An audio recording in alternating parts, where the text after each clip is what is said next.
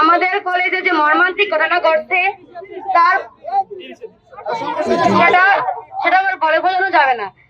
সেখানে আমাদেরকে প্রথমে কিছু বহিরাগত লোক যায় কলেজের ভিতরে, যাওয়ার পূর্ব ওরা গিয়ে বলে যে তোমাদেরকে নিয়ে একটা সমাবেশ আছে। প্রথমে যাই বলে যে আমাদেরকে নিয়ে এখানে কি সমাবেশ আছে, তারপর সমাবেশ আসে বলে, তারপরে ওরা বলে যে তোমরা তোমাদের স্যাররা যেভাবে বলে সেভাবে ওই সমাবেশে চলে যেও।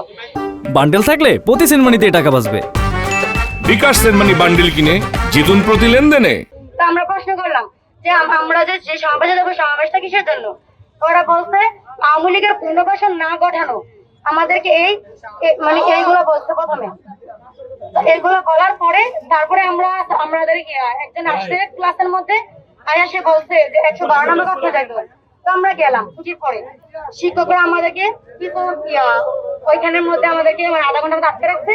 তারপরে আমাদেরকে বলে যে তোমাদের জন্য আমরা কিছু নাস্তার ব্যবস্থা করছি, তোমরা এই নাস্তা এগুলা খেয়ে তারপরে তোমরা ওই সমাবেশের মধ্যে 15 থেকে 20 মিনিট সময় দিও।